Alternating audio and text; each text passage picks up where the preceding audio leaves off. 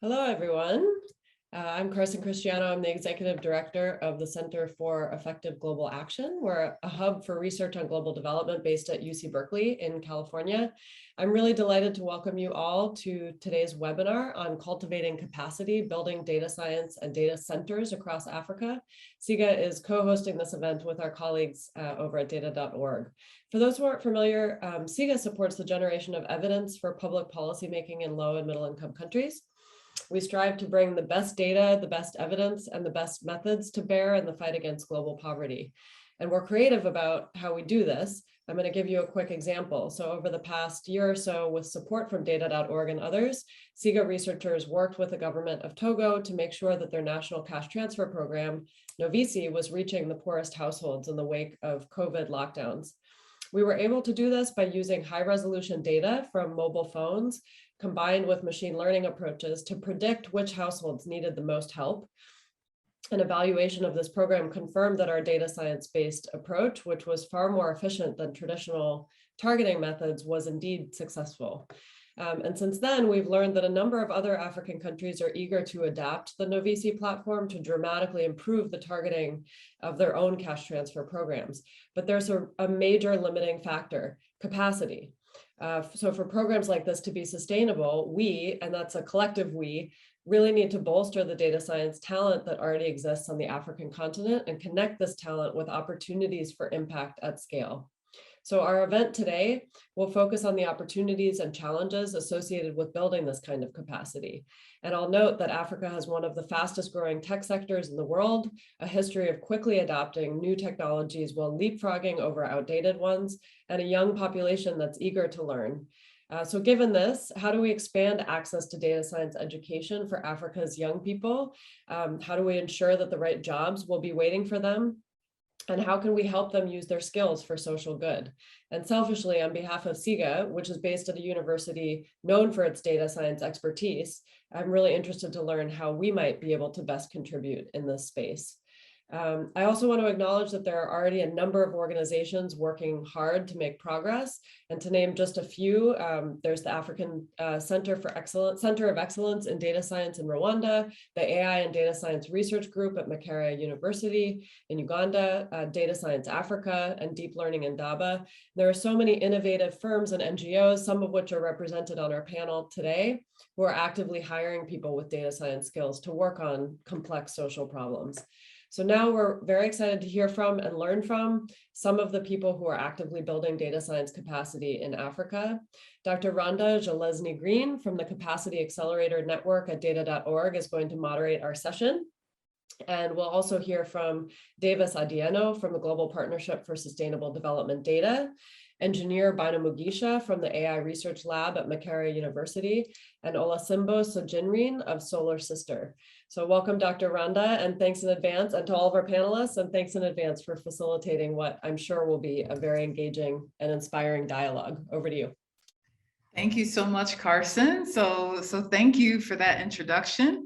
As she just said, my name is Dr. Rhonda Jalesny Green, and we welcome you to this joint event between data.org and our co-host CEGA. Data.org is a platform for partnerships to build the field of data science for social impact. We're doing this in 3 ways. 1, proving the cases through leveraging data science in the social impact sector to realize impact. 2, strengthening human and organizational capacity to advance and develop data science within the social sector.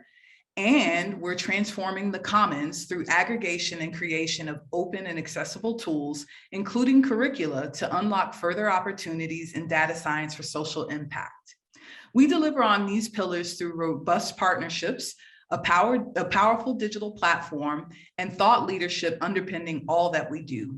This includes our 2022 focus and initiatives, which are the Inclusive Growth and Recovery Challenge, Epiverse, a distributed pandemic tools program, our digital platform, and the program I'm delighted to be the director of, the Capacity Accelerator Network, or CAN. Within CAN, we are democratizing data skills and investing in the global social impact sector to increase capacity that will lead to transformative change. The Capacity Accelerator Network launched in January 2022 to increase skills and support for social impact organizations' capacity to be data-driven and deliver transformative change. Building on forthcoming global agenda-setting work with Dahlberg, CAN commits to training 1 million purpose-driven data professionals by 2032. Helping us on the path to 1 million is the digital platform I mentioned earlier.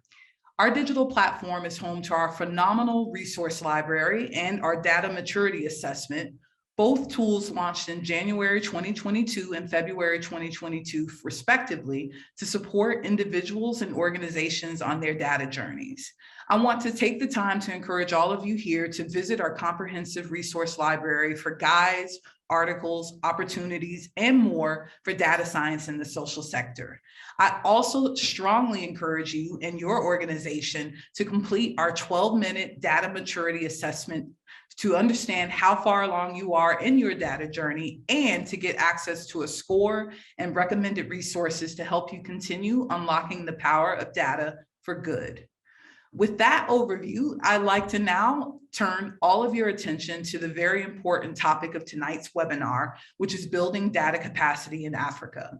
This topic is near and dear to my heart, not only because of my own origins and my PhD research conducted in Kenya, but also because the continent has been the cradle of so much important innovation in the past 2 decades, particularly as Carson just mentioned. As it begins to grow its data turn, I'm very much looking forward to learning more from our 3 incredible speakers. But before we hear more from Olusembo, Davis, and Engineer, let's first do a quick audience poll.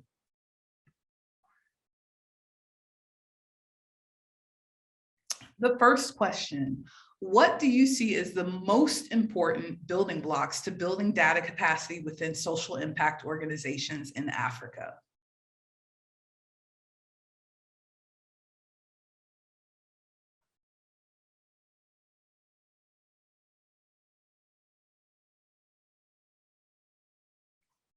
Make sure you're all voting. Can't wait to see the results.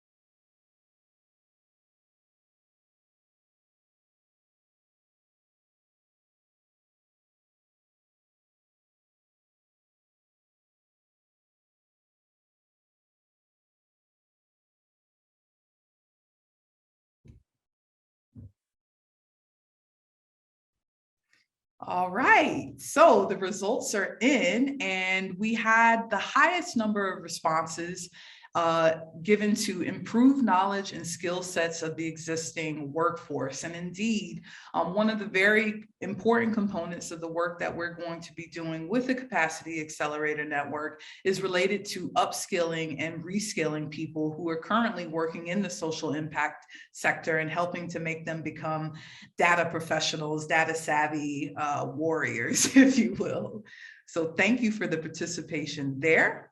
The next question, question 2. What are you hoping to get out of this webinar? I promise we'll have lots of delightful, exciting, and thought-provoking takeaways, but it would be good to know what you all are expecting. So if you can let us know, that would be good.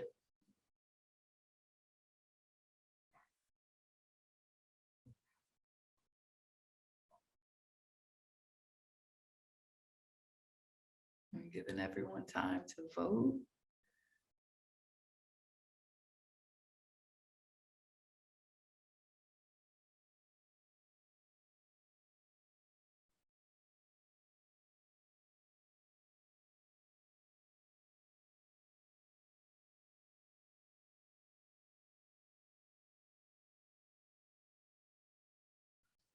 All right, so the top vote is getting a clear idea on the main obstacles and opportunities associated with building data capacity in Africa, which is just perfect because all of our three speakers have very unique perspectives, whether working in a social impact organization, a multilateral organization, or in academia where they're helping to create and upskill and reskill new talent in this sector. So with that in mind, before we get started, as we go through everything this evening, I just want to remind you all to write your questions that you might have in the chat. My colleagues will be collating your questions so that when we get to the stage of the event where we can open up to the audience, we'll be able to capture those. So please don't forget, write all of your questions in the Zoom chat so that they can be collected. And also just a reminder, my colleague probably already shared it earlier, but check out our resource library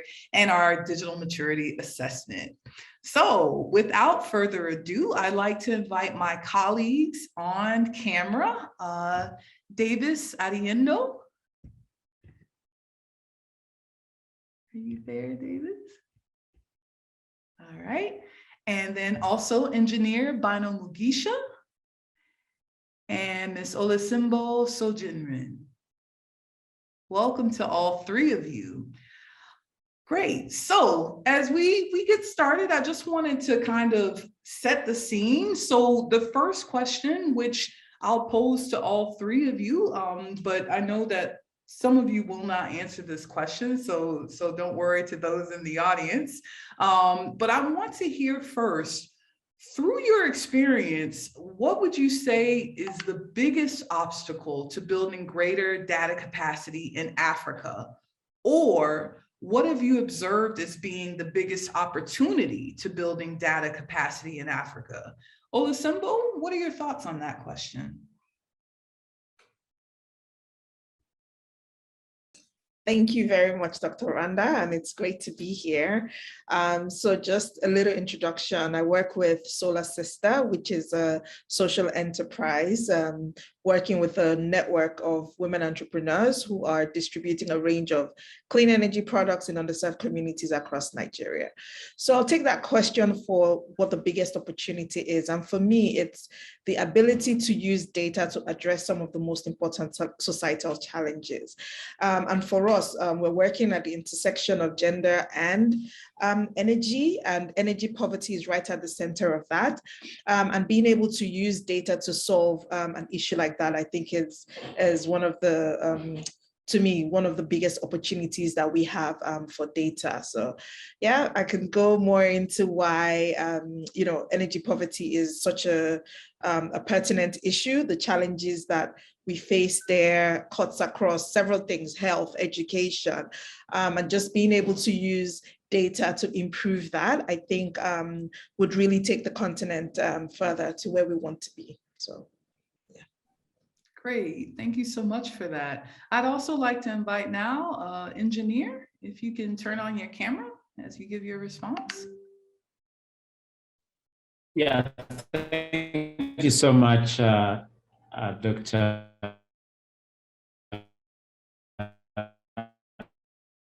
Randa. Just to say, I'm University in Kampala, Uganda, where I lead the Department of Computer Science and also been involved in a number of AI and data science for social good research.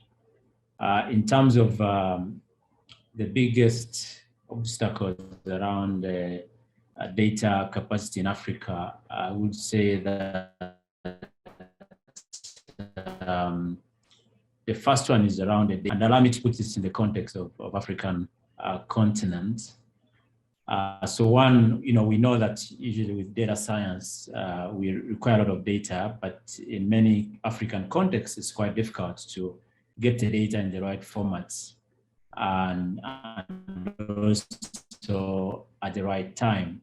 Take an example of mobile money services, for instance. This is a sector that benefits so many people, and if access to data would be provided, there are so many opportunities that could be harnessed and also capacity to be built in terms of data science methods and solutions. But this is quite not possible, and quite rightly for some genuine concerns like around privacy, competition, and many others. And of course, also to be aware that because of the growing capacity on the continent, the capacity to use this data safely and in a way that respects the privacy is also still evolving. So this means that we need to get started on this journey, access to data, but also training the local people on how to actually use the data in a way that respects the concerns that come through. The other issue, of course, is that this data sometimes available in incompatible formats. So the data collection methods that are being used are not necessarily up to the speed of producing the data in a timely manner, in which case it means that by the time the data is actually made available, maybe it has lost a value to have meaningful data science solutions. So that's some of the challenges that we I think have to deal with, or major obstacles. Coming from a university and a training institution, it also provides an opportunity to start thinking about novel ways on how to collect data. For instance, at Makerere University, we've been experimenting with novel data collection systems, such as building autonomous environmental sensors, for instance, to collect environmental, so harnessing other available data sources like satellite imagery and other remote sensing approaches. In addition to data systems and access, I'd also say that I would add that we need to make the different stakeholders being aware of the capabilities and maybe the limitations of data science approaches. In many cases, we see a bit of exaggeration on what are the possibilities for data science solutions, or sometimes being blind to the limitations and obstacles. And if this is often not cleared early on, building capacity on understanding what opportunities are, what are the possibilities and what are the limitations, then you also risk the challenge of the fact that the users might get disappointed because maybe the expectations are high and not aligned with the practical realities of implementing data science solutions within our African context. Thank you. Thank you so much. And I think you raised quite an important point in terms of level setting what data can and can't do. And I think that's, one of the most valuable aspects of our resource library is kind of guiding what is possible, from a social impact perspective with data science. So thank you for raising that point, engineer. I want to turn and pose a second question to you, Davis. And that question is basically, how has the perception of data in the social sector shifted, if at all, over time? And why do you believe this has occurred? And what do you believe was the impetus for this shift or this stagnation? Thank you so much, Dr. Ronda. Such a pleasure to be part of this distinguished panel. Now, to your question, I would say, number one, there is a recognition, or there was a recognition that when you look at the Millennium Development Goals, which is an internationally agreed framework for, delivering on commitments by countries across the world by 2015, there was a deliberate recognition that, data was a major obstacle, or the absence of data was a major obstacle in the tracking, implementation process, planning process, and reporting on the commitments that governments across the world had made on the MDGs. Now, fast forward to the post-2015 agenda, which is the Sustainable Development Goals, there was a deliberate call that there needs to be a data revolution, in the lead up to and at the onset of the SDGs in 2015. So this rallying call for data revolution and the call to leave no one behind brought a sense of urgency on the importance of data as a critical ingredient for not only understanding, but solving some of the world's most pressing problems. If you can't count it, then it becomes very difficult to address it. There was also a recognition in the public sector that no single entity was capable of delivering the SDGs, therefore a need for strong partnerships and embracing new or complementary sources of data. When you talk about Earth observations, citizen-generated data, citizen science, mobile data, and all those. And then COVID-19 took this to a whole new level. We were all suddenly obsessed with numbers, but not for the sake of numbers, but because they suddenly meant something. The numbers had a direct impact in our way of life, how we were going to work, schools, health systems, conducting business, and it was a matter of life and death. So the realization that there's meaning behind numbers and that it's important. Data is a critical component of not only how we transact, but as a matter of survival, basically shifted this to a whole new level. So data is important, but its impact in people's lives is where the incentives to use it is actually drawn from. And this has really raised awareness across the board on the perceptions on data and its role in sustainable development. Thank you. And I think you made an excellent point as well about the role of the SDGs. I think, the private sector, the public sector, and civil society have really been working to align a lot of their work with the SDGs. There was a lot of support for it, but you're very right that data emerged as a key theme through a lot of the sub SDGs. And so seeing that kind of come together and having people work what will be a 15-year period, having people work to that end. I really can't wait to see what the impact will be now that the shift is starting to move in the right direction. So great, thank you so much, Davis. So for the awareness of the audience, how the rest of the webinar is going to run is we're going to have an individual question to each of our panelists. So they'll be giving us about 5 minutes each before we open it up again to general questions, and of course questions from you. So please don't forget, if you have questions, definitely share them in the chat. So I'd like to invite back Olusimbo and to ask you a question, particularly about your work in Nigeria with Solar Sister. So from what you shared earlier, you're training and educating women on how to deliver clean energy to homes in rural African communities. And as you pointed out, energy is such a huge component of the data picture. So can you share a specific example or a story that illustrates a local mindset about how data can be used in your stakeholders' work? And also with that in mind, what do you see as the best opportunity to cultivate an open mindset to greater capacity where data is concerned? Okay, thank you, Dr. Randa. So for us, gender equality and equitable access to data, it continues to be like a really big challenge, and it's also dampening our efforts towards measuring impacts against climate change. As we all know, we're in a climate crisis, and so it's really important. And then also across sub-Saharan Africa, the scarcity of consumer and market data especially has been identified as a major barrier to innovation, to innovating commerce across the continent.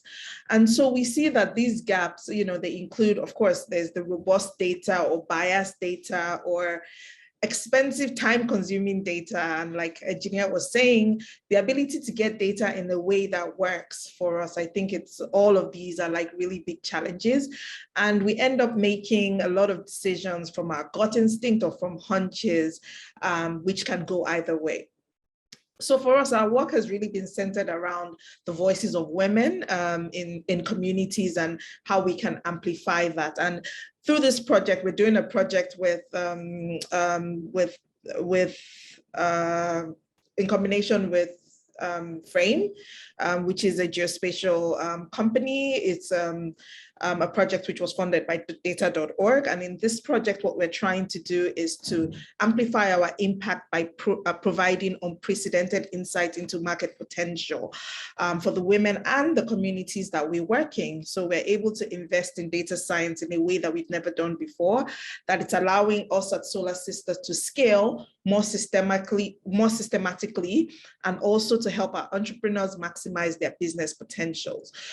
So specifically, what are we doing? So at a local level, we're able to access the data through this huge geospatial map, which has to the kilometer how households are composed, especially with the gender lens. So we want to know female-led households. We want to understand the social economics of those communities.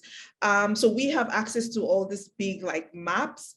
But how does that translate to the ground? How do we help the entrepreneurs who are in those areas use that data to increase their market potential? So we're able to harvest this data and put it in a bite-sized way such that all they get is an SMS with the 4 new areas in which they can expand to. So it's, by the time it's getting to them in a way that they can digest, and a way that calls them to action really fast. So at the local level, we're really able to use data in that way for the first time. And then for our organization, it's also helpful to us because we're able to have some more strategic decision making, calling on data now. And this is this is a new direction in which we're going.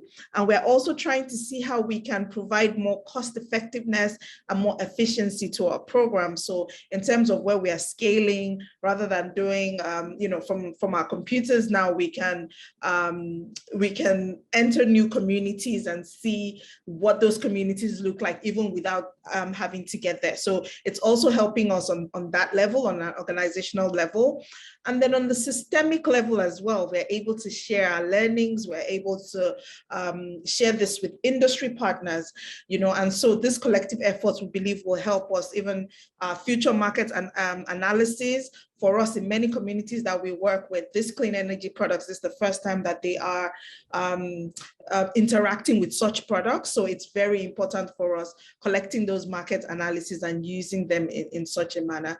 So for us, yes, it's being able to get it in a format that is usable, collecting all these data, but actually bringing it down to a very practical manner where our entrepreneurs, even at the local level, are able to use this data to help them with their businesses. So I really see this as one of the big opportunities that data is providing in enhancing, especially economic opportunities at the local level. Thank you. And I'll take the time, since we are a bit ahead of schedule. I wanted to ask a follow-up question.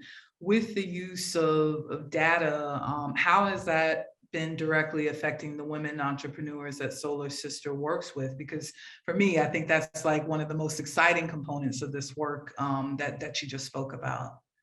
Yeah, so prior to this project, so if we wanted to go into a new community, for instance, we had to look for champions or ambassadors or somebody who lives there to be able to give us the context that we need in order to enter that community. So what type of social economic situation that they are, what is the predominant occupation, is there any financial institution, all the information that we need in order to see if this community is a viable community for entrepreneurs.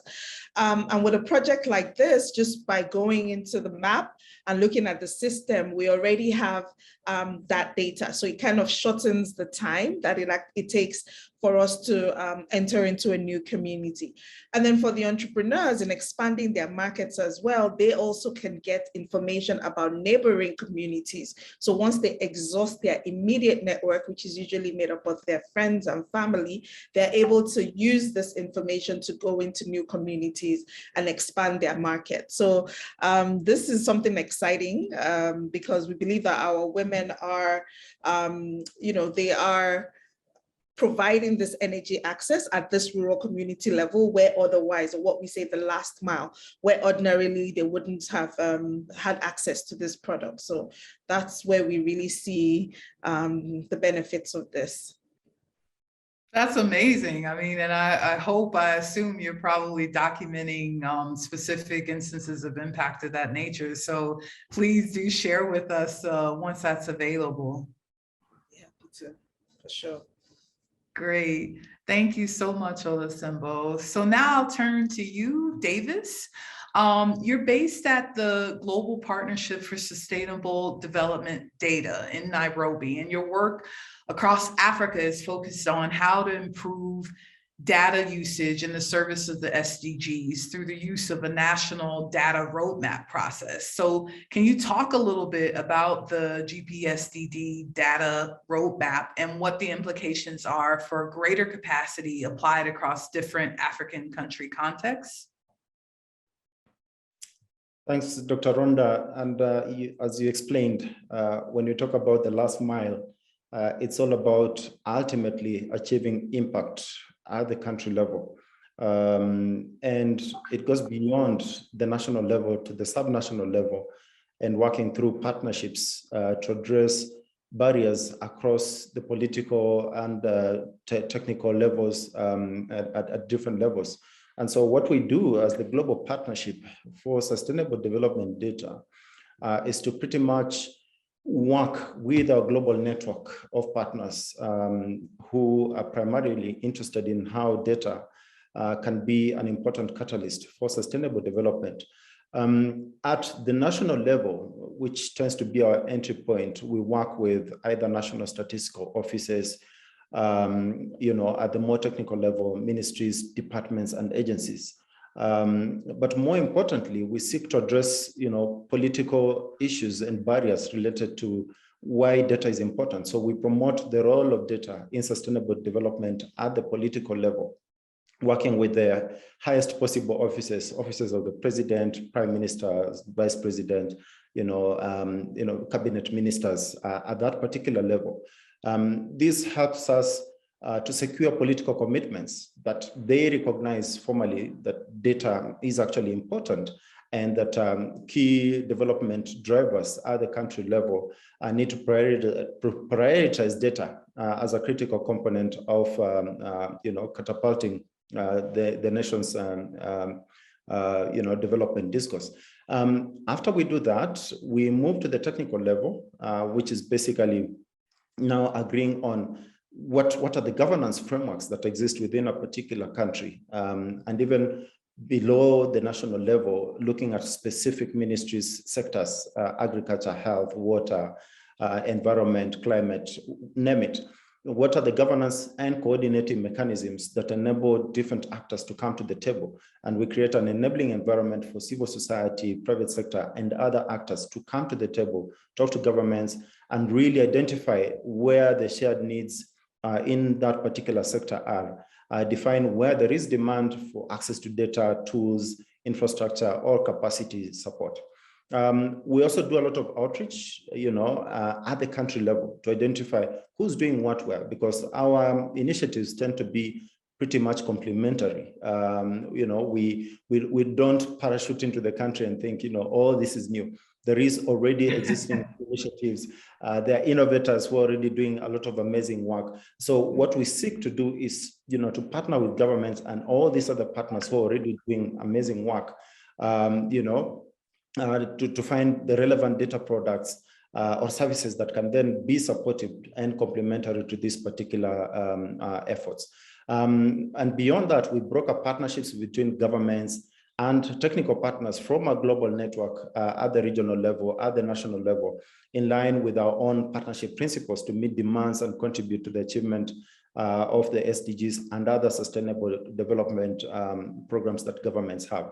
But what we also find very useful is developing communications, advocacy, and learning products, which then create opportunities for us to learn, from our partners, and for the partners to learn from us, and then present an opportunity to scale whatever is actually working well.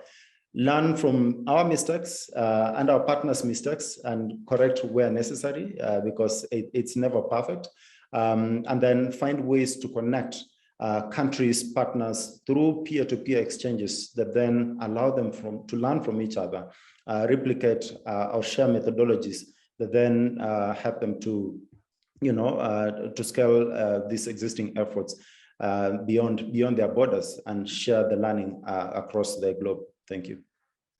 Thank you, Davis. So I have just one quick and perhaps cheeky follow-up question. You use the F word, failure, and what would you say so far in your work, GPSDD, has been one of the biggest failures that you've been able to learn from and course correct?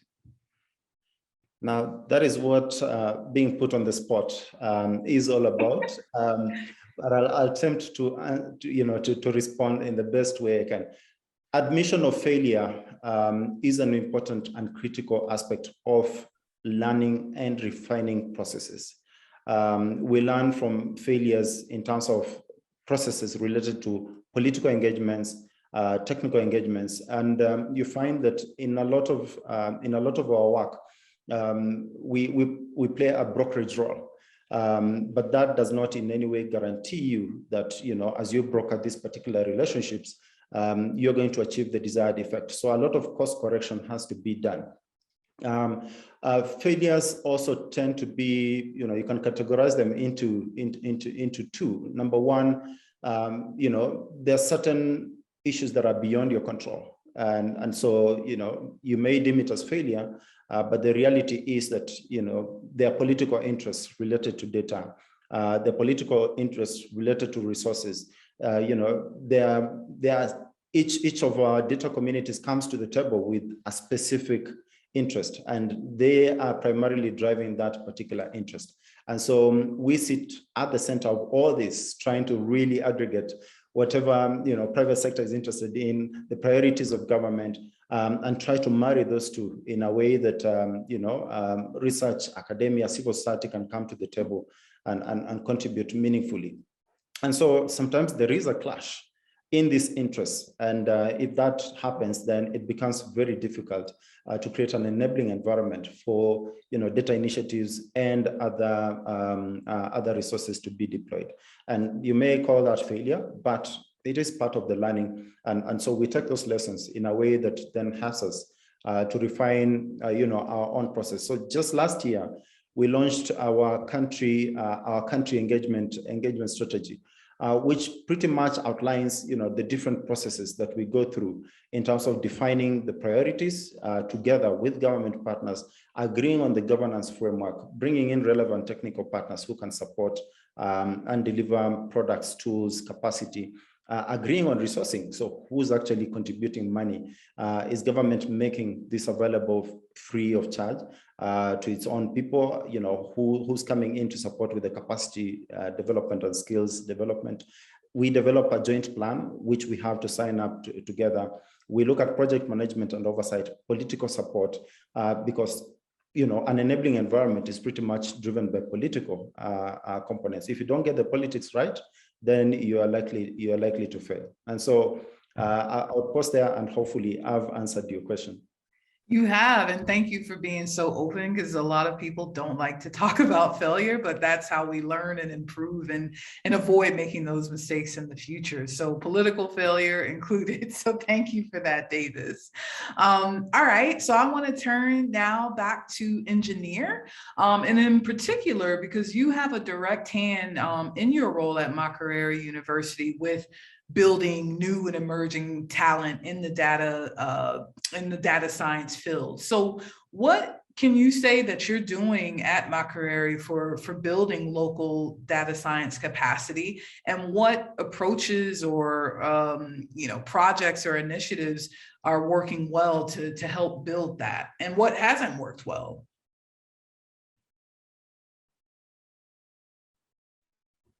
Yeah, thank you so much.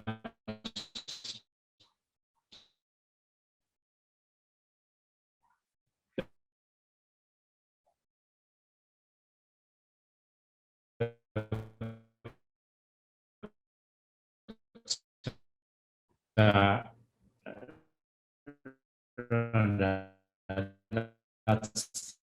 a very interesting question.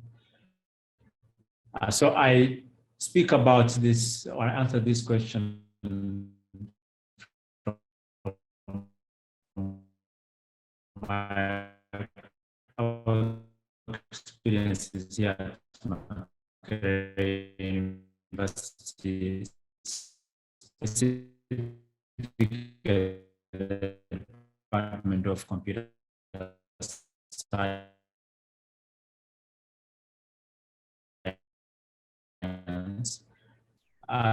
Just provide a bit of background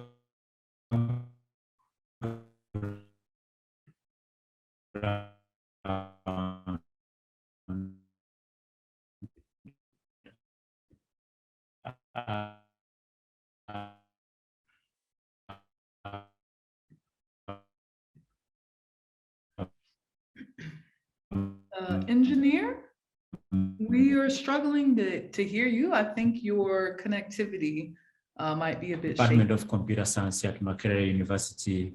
We science looking at AI and data science 2 years ago, focusing on AI. So our focus on trying to build the local capacity from outside, and how one of the key things has students in data science train. Hello, is this any better? Yes, it just got better. Thank you.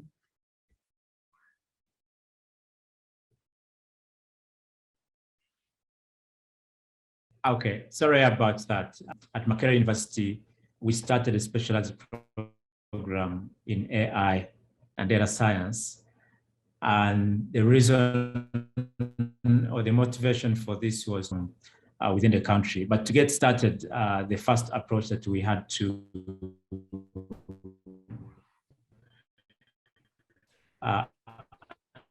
let's say we need to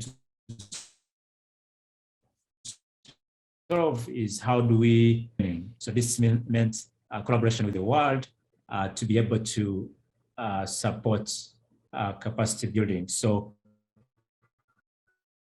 through exchange programs and partnerships, we were able to train in data science. And this was followed by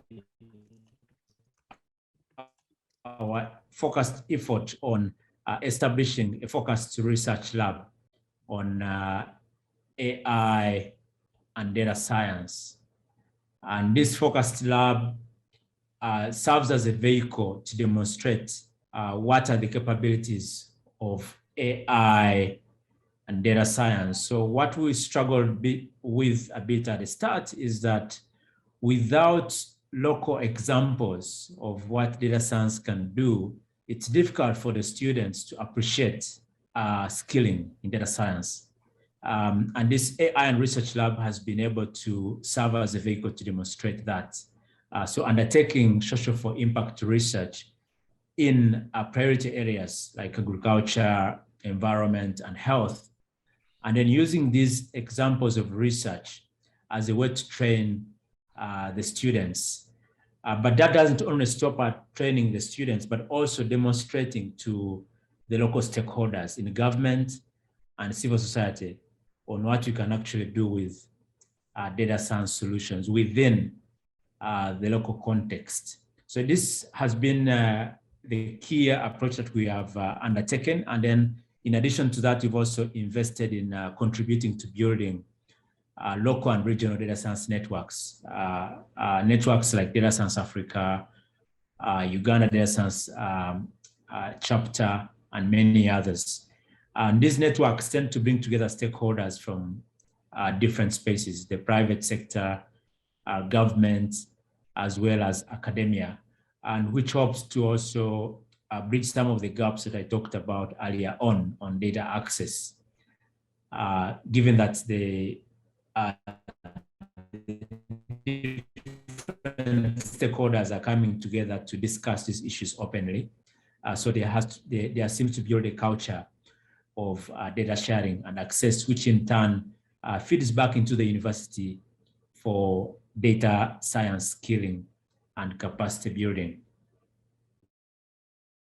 All right, thank you so much, engineer. I wanted to ask you a question about local case studies, but as we have just 15 minutes left, I wanted to turn now to open up some of the questions that we received from the audience. So one of the first questions we received is, can we have data liberalization without political liberalization?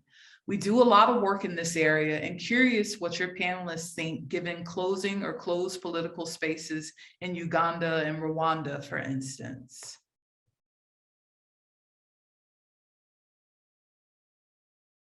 Anyone feel they want to take a bite at that question? Yeah, maybe just a quick one to say, data liberalization presents an opportunity for political liberalization, but that is not in any way guaranteed. But data liberalization opens up the opportunity for citizens to understand and clearly understand what's actually going on in a particular country. And so the more they understand, the better the chance they have to meaningfully participate in different aspects of development. The more they participate in the different aspects of development, the greater the opportunity for them to influence how the political discourse then responds to the issues that directly impact their lives. And so, and with time, that can become a very powerful force in how citizens influence how they're governed, and ultimately lead to political liberalization. Of course, when you talk about political liberalization, the spectrum is quite wide. As we've seen over the last couple of years, civic space is shrinking across the world. In Africa, in the global north, we've seen instances where citizens' voices are actually being quashed.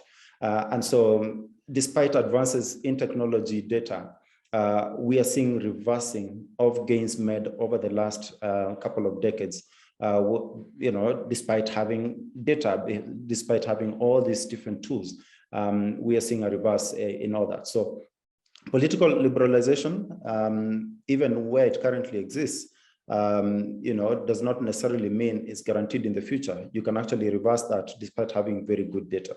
And so it's a matter of chicken and egg. But the opportunity does exist to a large extent from my perspective. Thanks. Thank you so much, Davis, for tackling that question. The next question from the audience is for Olusimbo, and you are being asked to explain how the data map that Solar Sister uses is generated. Okay. Yeah, I'll see that. And then I also see one on what products we're marketing. So it's a range of clean energy products, solar lamps, solar home systems, and clean cook stoves. How are the maps generated? So they use, it's actually developed by the sister organization called Frame. It's geospatial data that they use on the map. So they layer different surveys and researches that they've done to a 1 kilometer across the country, and then we can access that through a map. So going into the internet and accessing it through a map. And then I also see another question by Shegu saying that are the data results always accurate or sometimes just an assumption? So I remember when I used one of the early maps in Nigeria before they had finalized all the places. And I mean, this map took me into the lagoon, like I was driving directly into the lagoon. So yeah, so we do have instances where, the map is layering data. So it's just putting in either something that, someone has put there, or, we find sometimes it's inaccurate. Sometimes it's dangerous because we have places in Nigeria that are plagued with some insurgency or some, something is happening. And so you don't have that information real time. So there's quite a number of challenges with that, because at the end of the day, we're just looking at this data as data. So yes, it's navigating that, being able to collect additional information once we go live and integrating it to this map to make it as to make it more user friendly and make it more useful to us. So yes, I think that helps. Great, thank you. And engineer, if you can hear us, I want to pose this question to you. Someone asked, what are the open access platforms for knowledge sharing, academic and professional, that exist and your colleagues use, and presumably around data science? So what are those sources for knowledge sharing that you use in your role as a professor at Makerere University? Yeah, thank you. Yeah, that's a great question. From our experience, I think what we find is that sometimes you need to take a problem-driven approach. So rather than starting from what data exists, start from what problem are you trying to address, and then trying to zoom into who is likely to own that data. I think depending on the country you might be in, there are pockets of data sets that exist, but this might be relevant depending on the problem that you want to look at.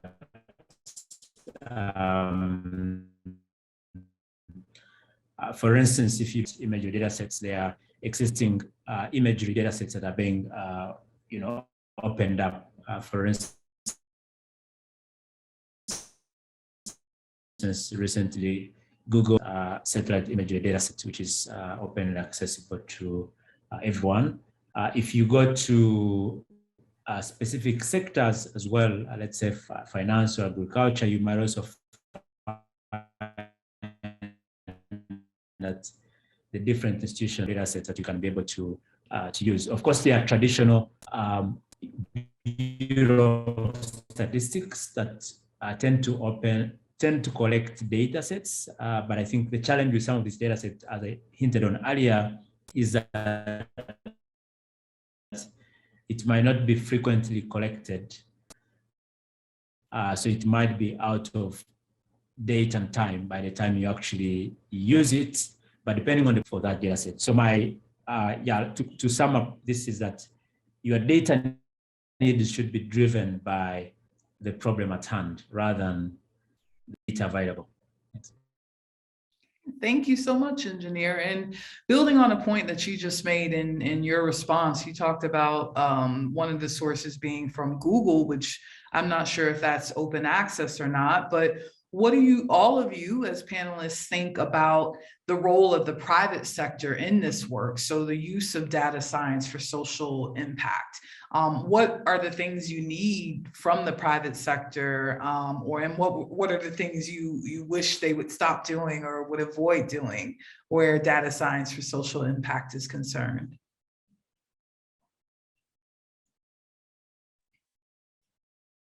Yeah, I think for the private sector, we know that the private sector does collect a lot of data, but many times I think regulatory frameworks does allow for open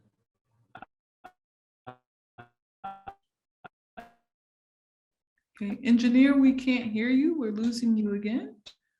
Would you like to respond to that question, Davis, about the role of the private sector? This data. But I think my view is that for the private.